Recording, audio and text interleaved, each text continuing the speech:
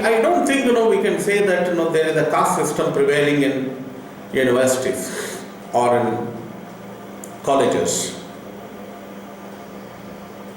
It is today they are asserting themselves. They did not have an opportunity to assert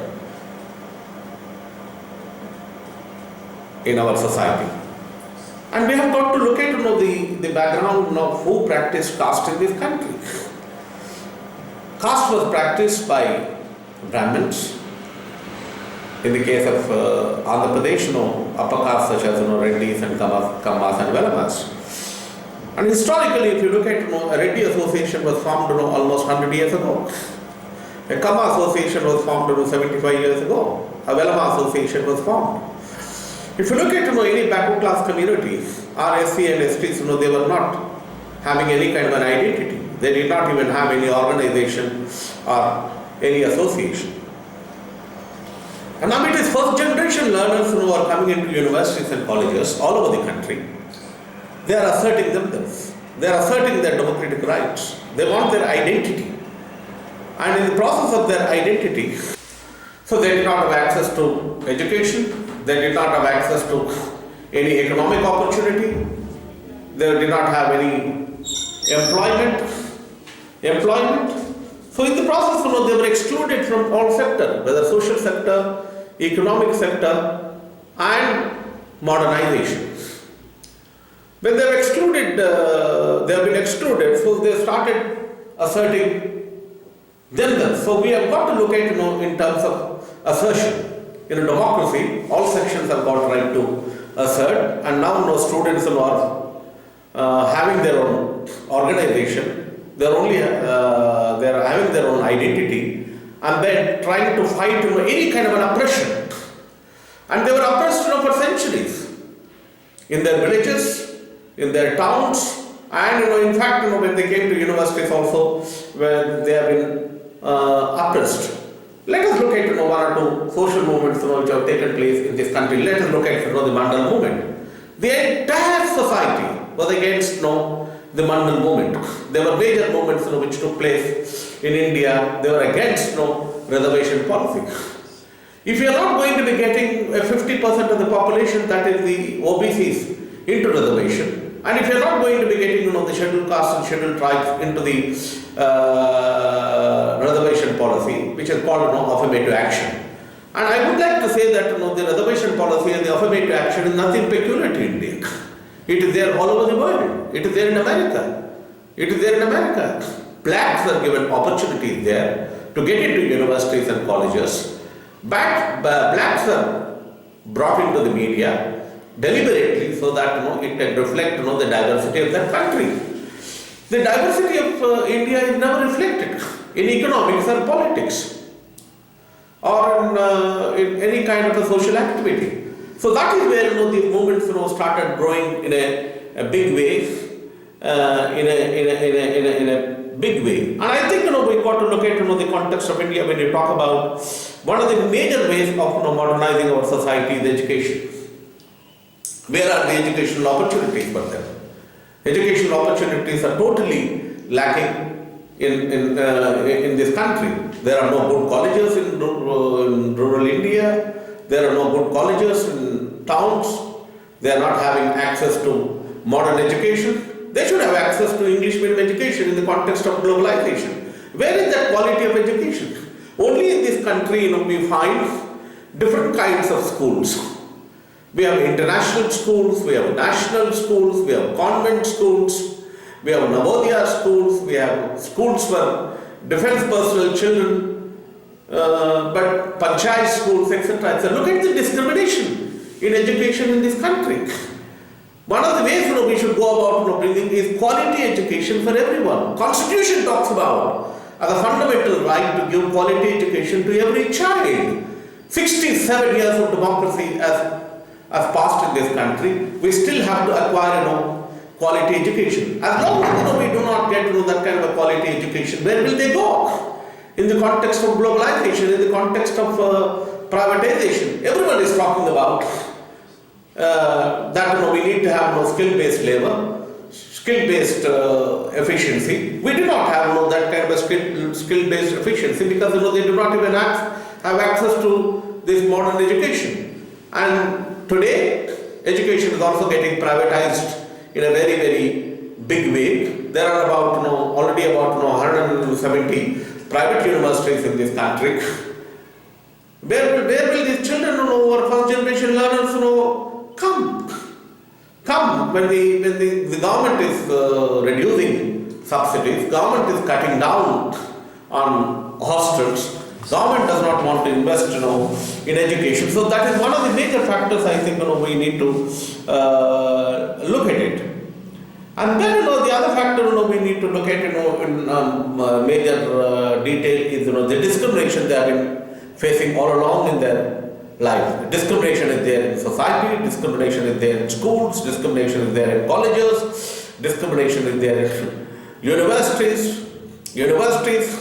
In several universities, students are not allowed to pursue their PhD, they are not given guides, they are committing suicide. In fact, in this country, more number of students are committing suicides than farmers. Some of them think only farmers are committing suicide, but more number of suicides are students are committing suicide. Why are they committing suicides? In IITs, in All India Institute of Medical Sciences, in central universities. Many of them are committing because they are not encouraged to study. There are no professors who are saying, people who come from these kind of backward class communities, scheduled class communities, why should they do research, why should they do PhDs, and we have the data to indicate. We have data to indicate. Look at the kind of blatant, atrocious discrimination which is taking place in this country. That is where students are trying to get together, have BC association, have AC association. We've got to look at it in that kind of a dimension. Otherwise, if we do not even have that kind of an identity of forming their own association, they will not be allowed to study in this country. That is where a lot of suicides have been taking place. This is very, very disturbing. Higher educations are going to be promoting equality and equity. Higher educations, institutions, talk about human rights. But in the same institutions, totally human rights are violated, their civil liberties are violated, they are totally discriminated, they are not encouraged to study, they are not given fellowships, they are not given supervisors, they are not given guides. This is a very disturbing kind of a phenomenon in this country, and we have got to take it up rather seriously. And assuming that these organizations are also not there, the SC and BC organizations, I'm sure in universities there will be much more great discrimination. We have seen when Mandal Commission was implemented, even bigger universities like Jawaharlal Nehru University did not even allow OBC students to sit together and eat. Can this happen in a university where great scholars are there who talk about human rights, who talk about civil liberties? In that university, this kind of practices were being promoted, and these kind of practices are today being promoted all over. The All India Institute of Medical Sciences today says students belonging to backward classes and scheduled castes cannot do super speciality courses. Can we think of such a situation in this country in 21st century? Today, in the All India Institute of Medical Sciences, no one can pursue a super speciality course because they belong to scheduled castes, scheduled tribes, or BCs. And I think we also have to blame judiciary in this country. Judiciary has been a very retrograde institution. Judiciary has not been a very progressive institution. It was in fact the Supreme Court who gave a judgment saying that the super speciality courses cannot be pursued by the scheduled castes and scheduled tribes. Can the Supreme Court of this country can give a Supreme Court which is supposed to be practicing equality, a Supreme Court which is bound by the Constitution of this country, and the violation which is taking place in terms of what is enshrined in the Indian Constitution by Dr. Ambedkar. One of the best constitutions we have in this country. One of the best constitutions we have in India. But the spirit of the Indian Constitution is violated. There is good legislation in the Indian Constitution, but every law which is there in the Indian Constitution is violated. We talk about equity and equality. Are people equal in India? People in India, look at the nature of discrimination which is there. Look at the nature of poverty which is there. Look at the nature of deprivation which is there. Look at the nature of exclusion of these communities which has taken place in the last 67 years. They are not in the mainstream of any aspect of development, any aspect of modernization. The Constitution talks about social justice. What kind of social justice is there in this country? When 70% of them do not even have access to education, when 70% of the children are dropping out from schools, when 70 to 80% of children are in child labor in India, what kind of a social justice in this country? When majority of the women don't even have education in this country. Education in this country. What kind of social justice we are talking about when Caste Panchayats can function as institutions? Caste Panchayats are saying women cannot have education. Caste Panchayats are saying women cannot interact with men. Caste Panchayats are saying they cannot use mobiles. Caste Panchayats are saying they should get back home by 6 o'clock in the evening. 6 o'clock in the evening. And then there are political parties in this country which are practicing Caste Panchayats. They are saying for their vote bank politics or whatever it is. What kind of a democracy are we talking about in this kind of context? That is where assertion is taking place. Of people who are suppressed, people who are being marginalized, they are coming into to assert in a big way. That's why we need to look at identity politics, or what I will call it as identity. What is being practiced today in universities is identity politics, because they would like to get their identification. As long as they cannot get their identification, they will not be in a position to get into the mainstream. The other important aspect we need to talk about in the context of globalization and privatization and liberalization. Private sector has grown in a big way. And we need to have affirmative action. We need to have reservations in the private sector. Why I am advocating that reservations in the private sector should be there? Because public sector has disintegrated. Government has disintegrated. Government sector is disintegrating. There are not many opportunities in the government sector and the public sector. The public sector grew in a big way in 1950s and 60s and 70s, and to an extent in 1980s. But once globalization policies and liberalization, privatization policies have come into force since 1991, private sector has grown in a big way. And I say reservation must be there in the private sector because it is the government which gives all kinds of subsidies to the private sector. Land is given, power is given, nationalized banks support them, financial sectors support them, they are given a tax holiday, they don't have to pay any kind of a taxes. And how are the private sectors established in this country? Private sectors are established in this country with governmental support. Governmental support. No private sector in this country can be established without financial institution support, such as nationalized banks, giving them loans, giving them subsidies, giving them infrastructure support, raw material support, water, power, land, everything is given to them. Once when everything is given to them, they only invest about 5% of their resource into the private sector. Otherwise, 95% of the resource comes from the governmental sector. That is where I think reservations have to be there in this country, in the private sector, because when we are getting the scheduled castes and the scheduled tribes and OBCs coming into universities, engineering colleges, medical colleges. Look at the medical sector today in this country. The leading medical hospitals in this country are in the corporate sector. There are no jobs in the government hospitals at all. All hospitals have been in the private sector, they have been privatized. Where will the doctors go? Where will the doctors go? And all of them are established by dominant communities. We cannot think of any corporate hospital which is owned by a backward class, or a scheduled caste, or a scheduled tribe.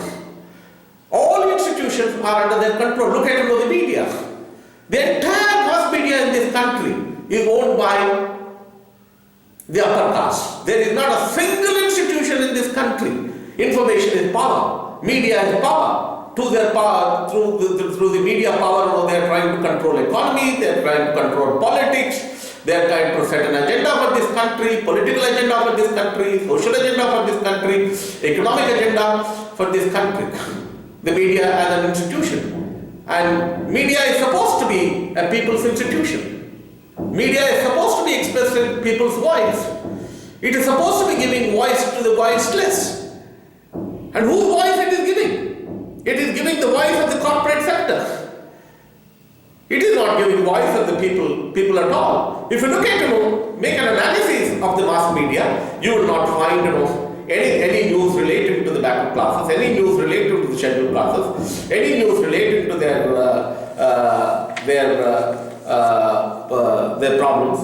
No news is given to education of the marginalized section. You don't find, any social welfare activities news related to the 90% of the population in this country. Their occupations are collapsing, artisans are committing suicides in this country, but you do not find any kind of a news related to artisans in this country. Women are totally neglected, women are totally missing from the media. There is the population of the girl child is coming in this country. That is not on the national debate, that is not on the main debate of this country. The economic condition of the 90% of the people is totally in a shattered kind of a situation. The social conditions are very bad. Health sector, look at the government hospitals, the way the government hospitals function. That is not a debate at all. That is not a discussion at all. Legislatures don't discuss. Parliament does not discuss. Media does not discuss. Media does not discuss. Agriculture has totally collapsed. There is today no privatization of agriculture which is taking place. Agriculture is under the total control and total monopoly of the upper caste in this country. So when you look at many issues, look at the social justice concerns. Social justice concerns. Who are the people today who are talking about the social justice in this country? Even if they talk about it, they are not written. Parliament as an institution today in this country has totally collapsed. In Parliament, issues of, what are the issues of this country? Poverty, unemployment, inequality, social justice, deprivation of people, education of the marginalized sections. Does Parliament discuss? Does Assembly discuss these issues? Parliament is supposed to be one of the major institutions in this country. Rural development, agriculture, social welfare. Parliament is supposed to be making laws. They are making laws only for the rich people of this country. They are not making any laws. They are making laws for the corporate sector. They are not making any kind of a law or legislation for the poor people of this country. In that kind of a context, this kind of an assertion has to take place, identity has to take place, if democracy has to have. Democracy means what? Participation of the people in social change, in development, in modernization. As long as these people do not participate, India has no future. India has no future. We cannot call this as a modern society. A modern society would mean equity, equality and social justice.